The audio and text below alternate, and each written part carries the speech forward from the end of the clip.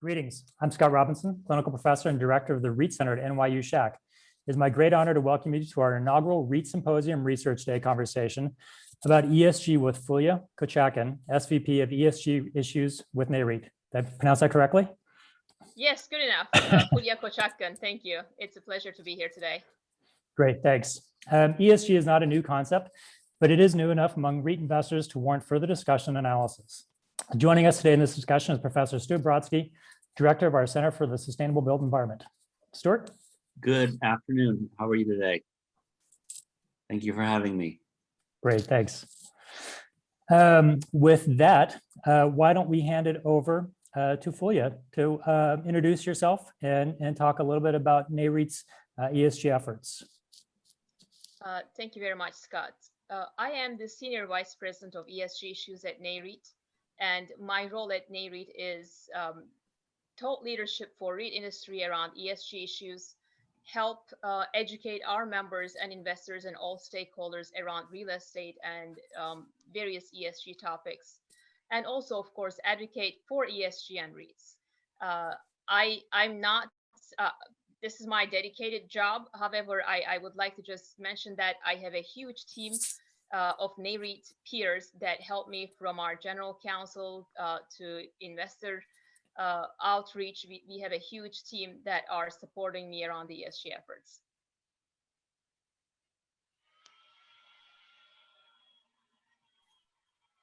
How long has Nareit been drawn to, or maybe the question is, how long has its members been drawn into the conversation and the discussion of ESG, and how has Nareit decided that it's a role and opportunity for Nareit to provide its members with a platform to demonstrate and articulate their success?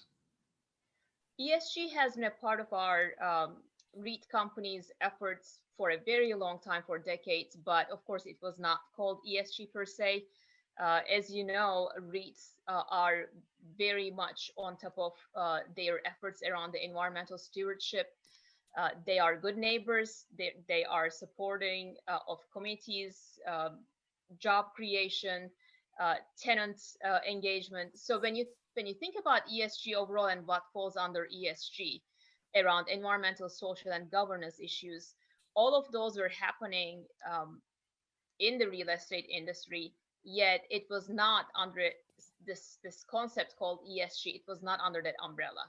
And probably when I say green buildings, most of you will just know that green buildings have been on the agenda for decades, again, for at least 2 decades. I got involved with green buildings early 2000s. But when you heard of green, it was more called sustainability. Even until a few years ago, sustainability was the term that was used. And it was very E-focused. It was very E-focused, even for real estate. Sustainability and environmental topics such as energy efficiency, resource efficiency, such as water, waste, all these things, green building certifications, they were called sustainability, but with investor interest and investor community likes calling it ESG because it encompasses more than the E. So my answer is ESG has been happening for a very long time for REITs, but the way it was put under the ESG umbrella was different.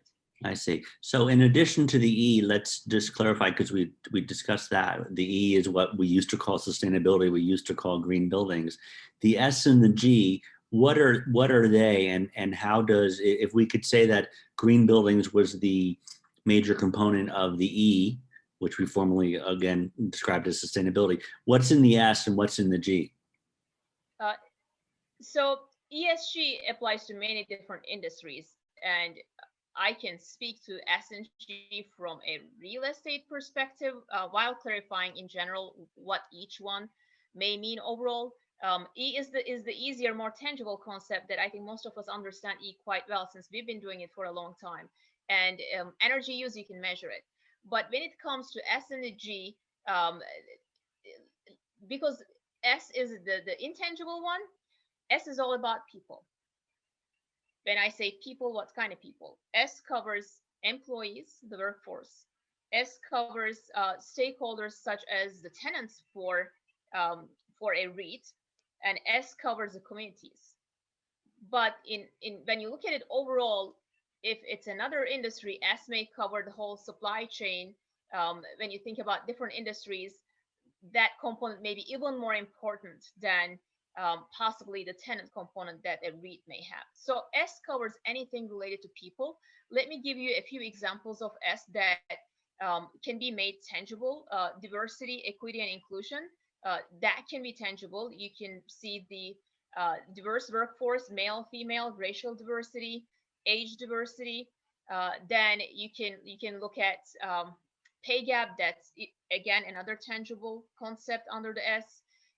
Employee education, health and wellness, health and safety. These are two different concepts. Again, health and wellness is more about well-being of the employees, and health and safety is more about OSHA related, or even when you think about the situation we're here at home with COVID-19, that falls under health and safety. So these are all the S topics that are covered for a real estate company. And when it comes to G, I call it the big G and the little g. Governance is always a very important component of any public company. ESG or not, all public companies, they need to pay attention to governance, and they all do, because there is a legal requirement for it. There is liability. The big G is the governance overall, where companies just have policies and regulations that they abide by around governance issues. But what I call the little g is about governance of ESG issues.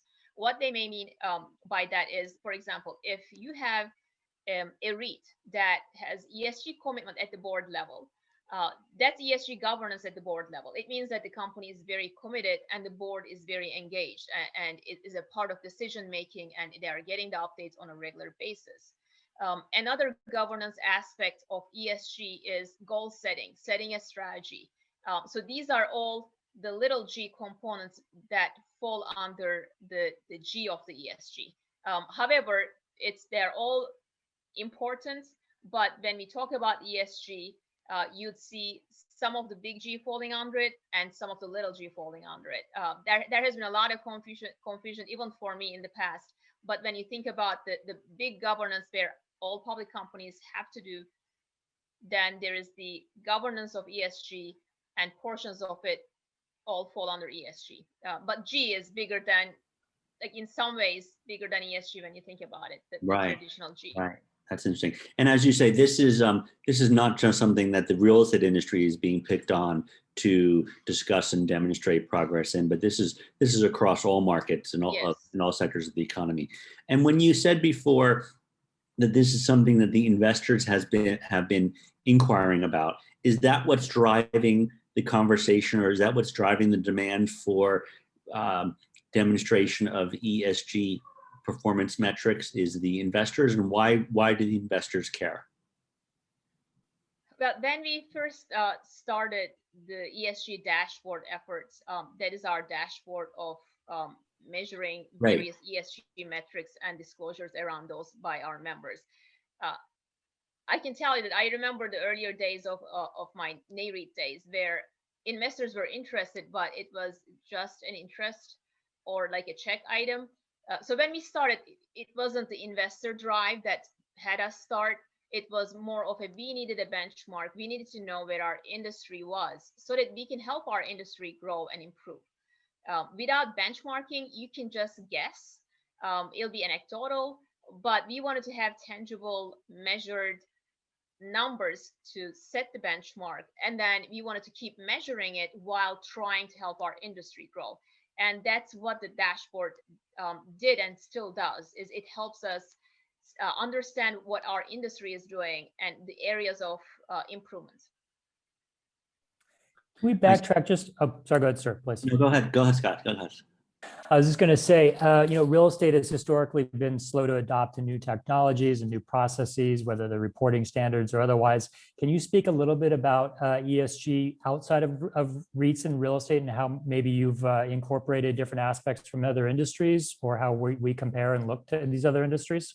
Well, when you say real estate is slow to I don't agree with that, because as I mentioned, real estate has been doing it. Do you know what real estate has been slow about?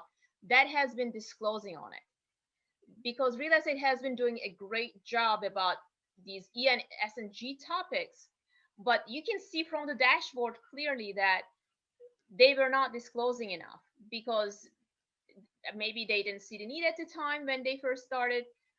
However, you can also see that ramp up in numbers, and I think that is the investor interest right there, helping the increase in disclosures. So I just wanted to make that clarification that the disclosure side has been improving, and that was really what was needed, and it has been ramping up, and it's going quite well. That is the part that I just want to mention. And compared to other industries, real estate is such an industry that we serve others in a way that every other industry, I can't think of any one of them, they use a REIT property. Banks use a REIT property, retail uses a REIT property, warehouses are used by different industries. So when you even think about airports and airlines, these are all owned by real estate. So real estate is serving all these other industries. And I guess the biggest difference is sometimes it's the control. Not all real estate owners have full control of their buildings, depending on the lease structure, and the tenant engagement part.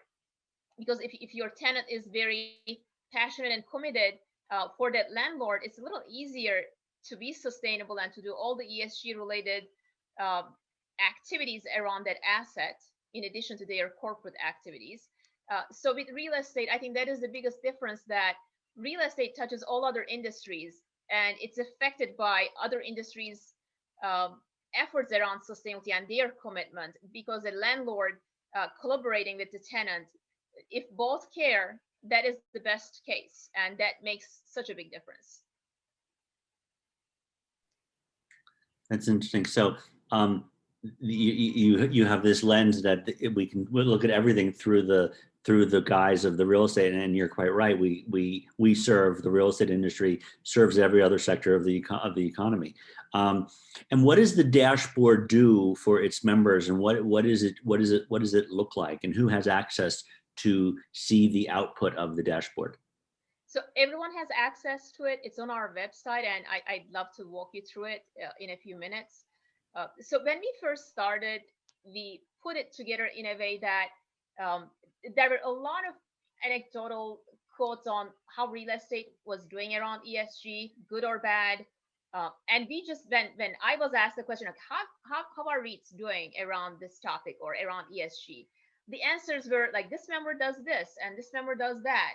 But we didn't have anything to refer to where it was based on facts. So we created this dashboard where with our partner Geophi, that's a real estate data company, we put together various ESG topics, and they did exactly what a third-party rater does. ESG raters go scrape publicly available information. So publicly available information that REITs put out on their websites, CSR reports, annual reports, anywhere public that they put out, Geophi scraped that and showed us how much disclosure was happening. So if a REIT knocked on our door and said, well, I'm doing all of these things, but I'm not adding on to this dashboard. Well, if a REIT is doing it but not disclosing, we wouldn't be able to show it. So this is completely based on not only doing the right things, but also disclosing on it. So what dashboard does is, one, it helps our members to see where they stand, because that's something that they care about. They want to know if they are missing on something, that if 90% of our members are disclosing on tenant engagement, and if they aren't, guess what? They'll start doing that. And then the investors start seeing that, okay, based on this, all these topics are disclosed, and if I can't find that data, there's a problem, because they are disclosed according to this third party that did the scraping. So it helps different stakeholders. It even helps colleges and schools like yours, where you see how this progress is happening, and maybe there is a need in one area that you can help with. So I think there are various stakeholders that find it helpful, and Nareit finds it very helpful, because that's how we focus our efforts. If there's an area that needs more focus, then we put our resources into that area. And what do investors do with the output of the dashboard? Why is it meaningful to them? Is it because investors want to be doing business with companies that are good environmental, social, and governance stewards, or is it because there's a tangible or material reflection of the value of an organization based on, as implied or based on explicitly, its ESG performance? So what ESG dashboard doesn't do is that ESG dashboard doesn't show individual member disclosure percentages. So it wouldn't show which members are disclosing and which aren't. We have that as a background information, Nareit, but what we output is the aggregated data. What investors typically do, what I hear from them, is that they find it helpful to see what's being disclosed. And as you know, just like any company like REIT or any other company that is working around ESG, there are different maturity levels among investors too. Some of them, they know exactly what key performance metrics and topics they want to focus on. And there are some that are asking us, what is it that we should be looking at? What are the priorities for real estate sector? And what dashboard does is that it shows them what kind of data is being disclosed, especially if they are trying to ramp up their program or if they are just starting. It helps them understand the real estate industry's efforts and what they are disclosing on. So it's very informational, but it definitely is not one. We're not a third-party rater. They wouldn't find what companies to invest in based on the dashboard. They'll see the overall REIT industry performance as far as disclosures are concerned. It's great. You mentioned possibility of showing us the dashboard. Sure. Can we take a look at that? Yeah. Let me see. Great.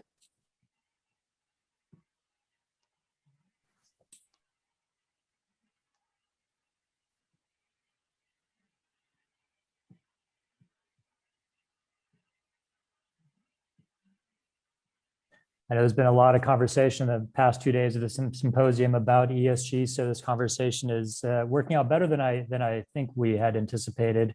Obviously, COVID containment is causing people to think about the environmental impact of supply chains and e-commerce and all of that. So again, yes, timely. Absolutely.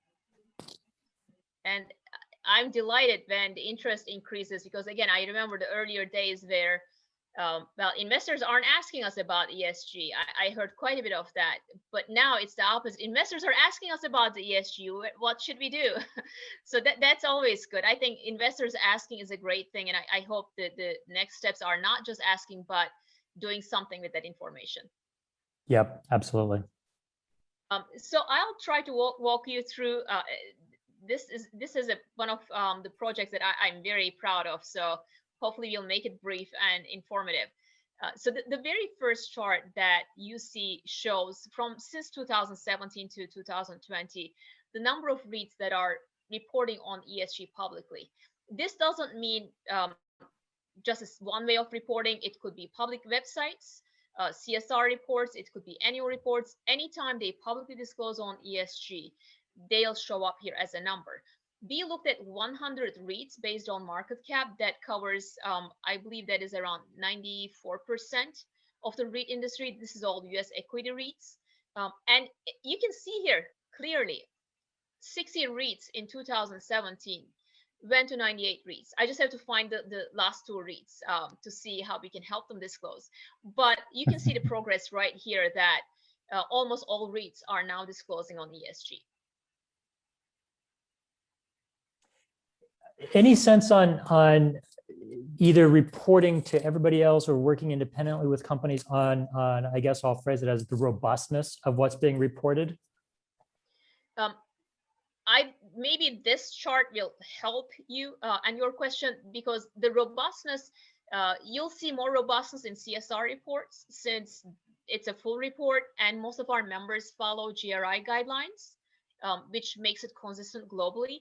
And here, this shows that out of the 98 I showed you, 66 of them have a standalone report, and that number was 28. That actually grew even more than the previous one. So it went from less than maybe like a little over a quarter to 2/3 of the REITs. So yes, the robustness is also growing with the number of ESG disclosures.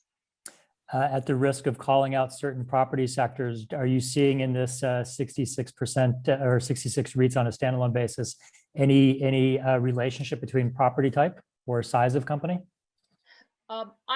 So I'll make a few comments, but I don't have the names or sectors of the companies in front of me. But typically, some sectors are challenged more than others as far as ESG data is concerned, mostly under the E topics. When I say E, some REITs will have a harder time getting that data if the tenant controls that data and they don't have access to it. So when you think about a triple net lease, for example, that they have no control on any of that data and they don't have access to data, it'll be harder for them to report as much on E as some other sector, some other type of REITs. I'm not saying sectors, it's just the lease structure. And you can see that office REITs will have an easier time for some metrics than potentially other sectors. It all depends. Or data center REITs are very energy intense REITs, but at the same time, they are the ones leading the virtual PPAs. So all sectors, they have their challenges and opportunities, and you will see variations. And as long as we understand the REIT operations and the sector limitations and even lease structures, I think it'll be best because not understanding the challenges around the REIT sector or type or size, I think it'll be unfair to the REIT expecting the same thing as you would expect from another REIT that doesn't have the same constraints. So I'm just gonna make that point. Yeah, no, that's a fair point. I think we discussed that yesterday at the conference, talking about technology and integration of technology in some of these buildings. I think that's enhancing some of that collection, but again, they did also discuss the ownership of that data. So that's a fair point. Yes, and I highly recommend for our investor community that when you see those kind of low scores, for example, from third-party raters or any concerns, it's best to be engaged with the REIT and ask them the questions. I think you'll get your answers. Or if you have suggestions, the REITs will be all ears. But without the engagement, just looking at some numbers and data or lack of data, I think you'll miss opportunities of that discussion and help understand the REIT and help them with their growth. So I'll just highly recommend engagement when there are concerns or a lack of information. And this is one that another chart that I like seeing. There's a story here. When you look at here on the right-hand side, under 5 billion, the smaller REITs, when I first started at Nareit, they were the ones that did the least disclosing, as you can imagine, with the resource restrictions. But take a look at this. They more than doubled in 4 years. They have done the most progress among all. And as you can imagine, the larger size REITs were already doing quite well. So they are now pushing the envelope. I think when you first start, improving is a little more straightforward, but when you hit that really high level, it's harder to make that push. So again, when you're talking to a company that is doing awesome and they're already at the leading edge, then asking them why didn't you show more progress, just keep in mind that they're already quite there, and now that after that top, it's hard to push it harder. So they are working hard and they are leading the way, but size of the REIT matters according to this chart. And despite that, all REITs are definitely working hard on disclosing more. Now, on this topic, I told you that Nareit also uses the dashboard for resource allocation. One thing I did after seeing this for the first time when we benchmarked, I worked with our teams and we created a program called Jumpstart initiative. It's for ESG education, and we have actually anyone can go to our website. We have a number of Jumpstart videos available for anyone. Our REIT practitioners, head of ESG or sustainability at any REIT, if they volunteer to speak about a specific topic, you'd hear a practitioner's perspective on an ESG topic. It could be healthy buildings, it could be renewable energy credits or other topics. So check that out on our website. We also provide for our corporate members a jumpstart education. It used to be a day-long in-person workshop, but now we did it virtually in 6 webinars. So REITs teach REITs. REITs that are advanced teach REITs that are trying to get theirs. So I'm proud to say that our community is helping each other. And that's why you're seeing all those results in addition to the increased interest. Our community is of course it's competitive, but our community is helping each other, and peers are teaching peers. And that is, I think, one of the best ways of moving the needle. That's great. It creates a sense of community among all the REITs, right? Yes, yes. Actually, we have a council. It's called Real Estate Sustainability Council. When I first started at Nareit, we started this council. I think it had a little over a dozen people that were leading the ESG efforts, and there weren't that many standalone ESG staff among REITs. And this group is now more than 50 people, and we gather quite often, brainstorm, share best practices, and definitely help each other. So again, that's another way of sharing best practices and what Nareit does with the information you're seeing. And of course, the results are quite there. This is another chart I think investors and REITs find helpful because the question I hear is which ESG framework or guidance or standard should we use to report? And as you can see, REITs are commonly using GRESB, CDP, and GRI. And we've seen an increase in CDP. As you know, GRESB is real estate specific, and it's a participation-based survey. CDP, the same. It's a voluntary participation, but it's very much based on carbon disclosures and climate change for most REITs. And not, there's a real estate side to it, but it's not like GRESB in some ways. And GRI is guidance on the CSR reports. We see that a number of our members do multiple frameworks at the same time. So these numbers, they don't mean that either or. I know some REITs doing 5 or 6 of these frameworks, and some REITs just doing disclosures on their website. So it's an interesting range. And if you ask me which one is better, I can't tell you that this is better than the other. It completely depends on the REIT and their circumstances. So I thought including this is helpful for our members and also for investors, because then if they're asking, where can I find the information? Where can I find the data? These are some of the frameworks that are commonly used by REITs. That's great. Professor Brodsky, I think we're gonna have to do a little bit additional research after this in the coming months, explaining these differences to our students. Yeah, well, we talk about GRESB, but I didn't realize, what I know now, that the Climate Disclosure Project, the CDP, and the Global Reporting Initiative, I didn't realize how robust the real estate industry was in participating in those frameworks. So now we do have homework to do, clearly. Well, please take a look at our website.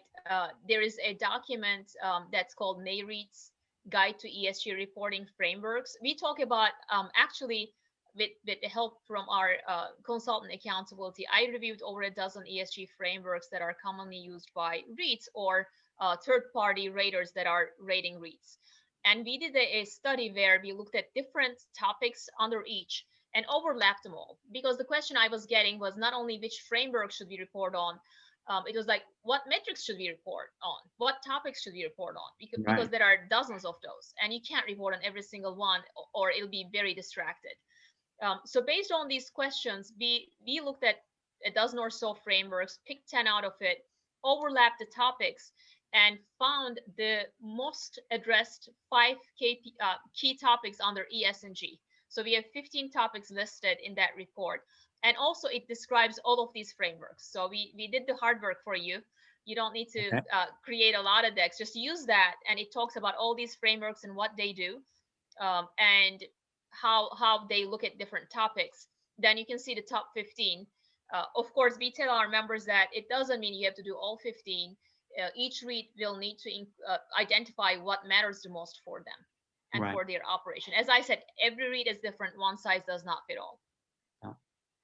Makes me think that we would do well to understand what the content is here further in order to prepare our students to be hired by your REIT members for all the work that they have to do in reporting through these different frameworks.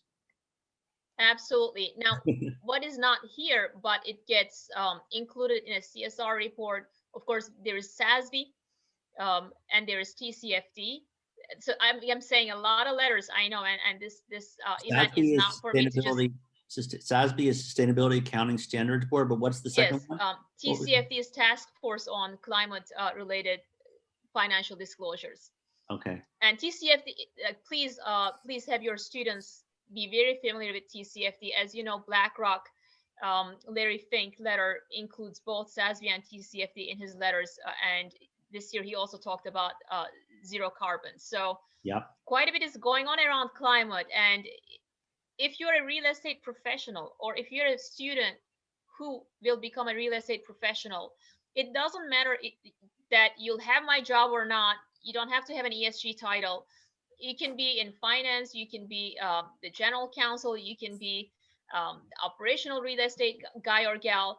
You need to know these. It's now not just my job, even among my Nareit peers, regardless of titles, all of my peers, including communications, IR, general counsels, our accounting teams, they all know these different frameworks in climate change and how it relates to what they do and what their counterparts among REITs do. So you have to, at this point, it is not optional. And this is not only for ESG professionals. These are topics that are on top of the agenda.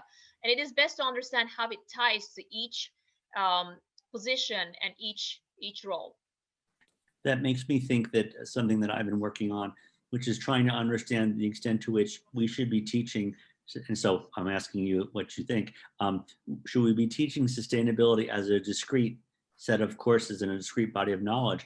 Or do you see it more appropriate to be integrating sustainability into across all the aspects of our curriculum, because everyone is now has to be on board? Integrated. That is actually 2 years ago, through our president and CEO Steve Wexler's vision. Within Nareit, we are integrating ESG. Now, ESG is not my job alone. That's why I kept telling that I have a team. They don't do ESG per se, but I have a team, and each one has a role in ESG. And as Steve says, ESG is everything.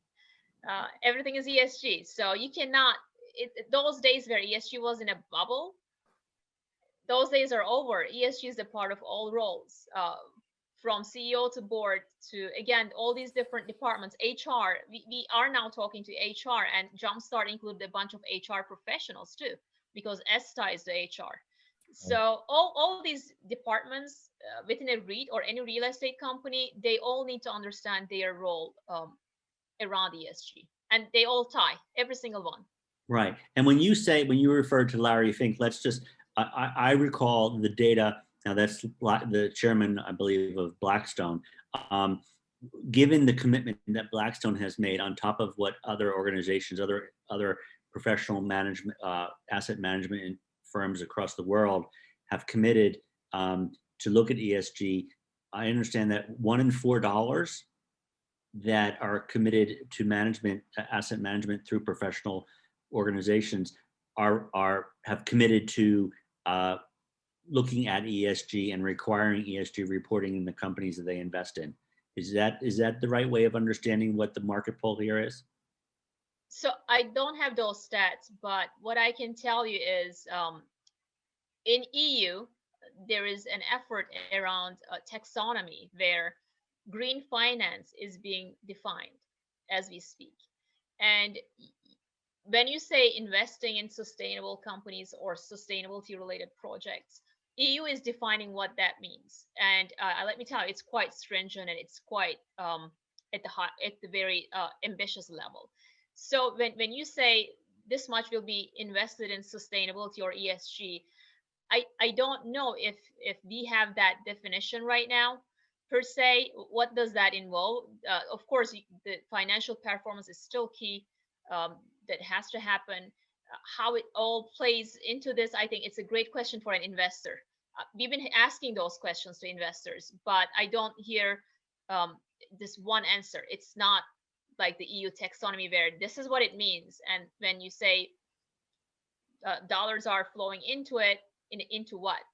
So that's the question that come back and ask you. I think that's another area that you all can look into, since in US, I think that definition is not similar to what is happening in EU, yet it may be. So we're closely tracking that within Nareit.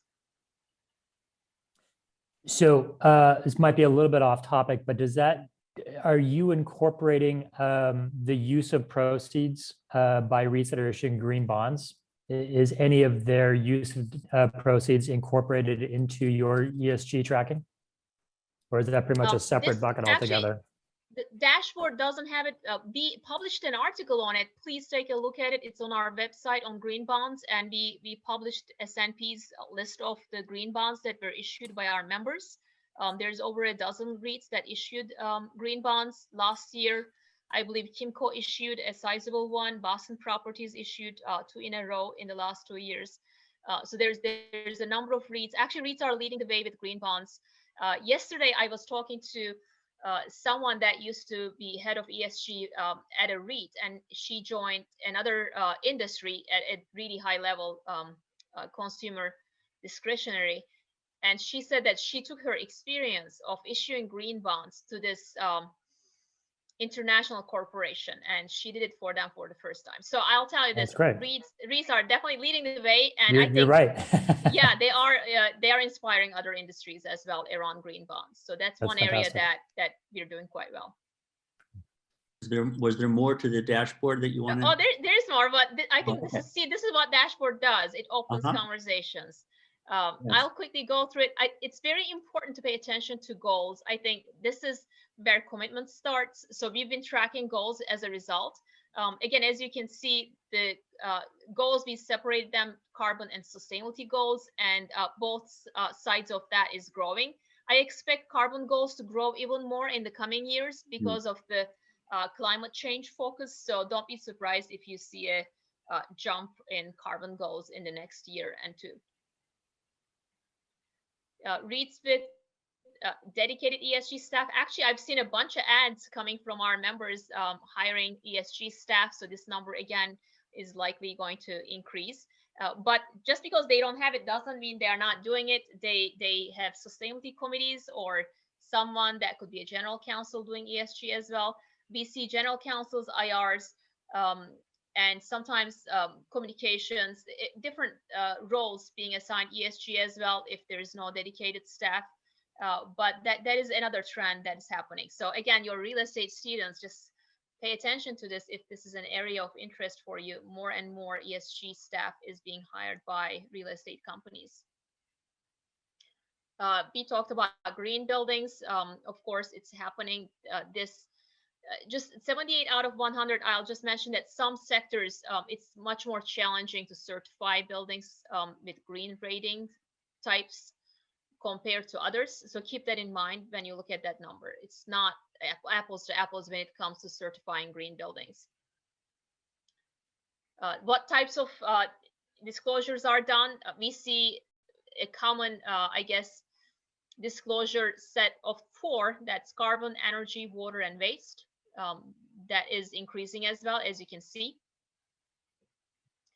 On-site renewables is also increasing. You know, I say office can do this and that, and this is one that office, it's hard for an office building if you have this tiny roof with your MEP equipment on top. So this we see a lot of retail, industrial, so the sectors matter with this one, and you'll see that retail and industrial definitely take the lead with having large roof areas for this, or parking lots.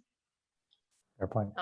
There is the S. We talked about tenant engagement and community development. As you can see, there is a huge jump here. I think that the COVID-19 related efforts also add on to this, and we'll see more of this year.